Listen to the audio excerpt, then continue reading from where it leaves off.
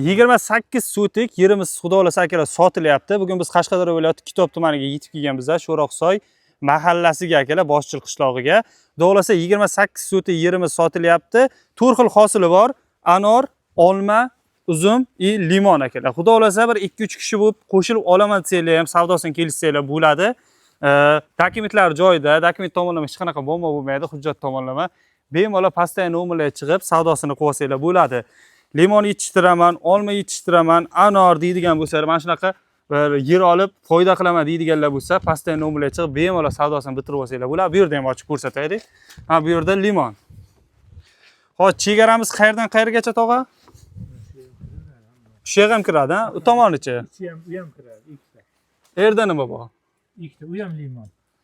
Yerda ham bir ko'rsataydi. Xo'p, bu tomonda akalar mana limon.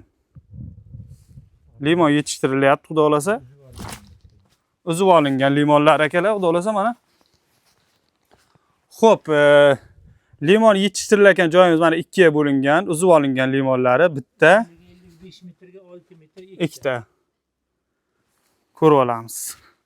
Uzunligi 55 metrga 6 metr. 55 metrga, eni akalar 6 metr, xudo xolasa. Bularniki ham shunaqa, ha? Bir xil, eni bir xil, ikkita joy, xudo xolasa. Keyin mana shu yerdan kelaverasizlar, xudo xolasa. Mana uzum, toksor. Bu yog'iga bu olmami? Bu olma bog'imiz deb aytsak bo'ladi. Olma ekinlari ekilgan. Bu yoqqa akalar anor.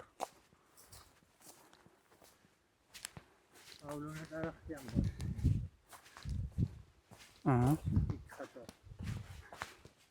Nima daraxti? Pavloniya. Pavloniya? Ikki qator pavloniya akalar, ekini ham daraxti ham ekilgan, xudo xolasa. Mana chegaramizga keladigan bo'lsak, limonni ko'rsatgan joyimizdan mana shu yoqqacha ip tortilgan joygacha chegaramiz. Manzilda tushuntirib aytib o'tdim. Bundan tashqari do'stlar, anjir ekinlari ekilgan va qo'shimcha ekin qilaman desanglar ham joylari ham bemalol yetarli.